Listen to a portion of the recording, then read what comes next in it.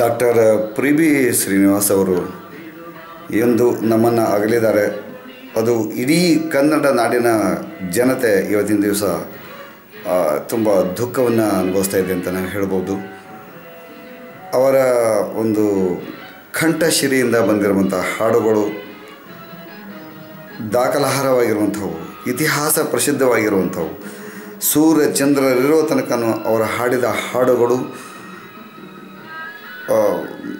ಮರೆಯೋಕ್ಕೆ ಸಾಧ್ಯ ಇಲ್ಲ ನಾವು ಅಂತ ಒಂದು ಈ ಬಗ್ಗೆ ನಾನು ಸುವರ್ಣ ಟಿ ವಿಲಿ ನೋಡಿದಾಗ ತುಂಬ ದುಃಖ ಅನ್ನಿಸ್ತು.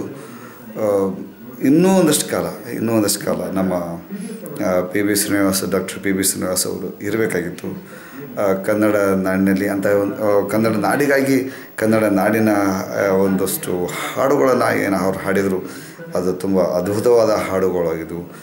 ಮತ್ತು ನಮ್ಮ ಡಾಕ್ಟರ್ ರಾಜ್ಕುಮಾರ್ ಅವರು ಹೇಳ್ತಾಯಿದ್ರು ಅಂತಂದರೆ, ನಾನು ಶರೀರ, ಡಾಕ್ಟರ್ ಪಿ ಬಿ ಶ್ರೀನಿವಾಸ್ ಅಂದರೆ ಅವರು ಶಾರೀರ ಅಂತ ಹೇಳ್ತಾಯಿದ್ರು.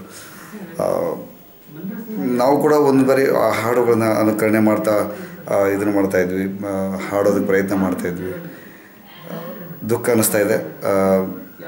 ಅವರ ಒಂದು ಸಾಧನೆಗೆ, ಅವರ ಕಂಠ ಸಿರಿಗೆ ಒಂದು ಹ್ಯಾಟ್ಸ್ ಆಫ್ ಹೇಳಬೇಕು. ಮತ್ತು ನಮ್ಮ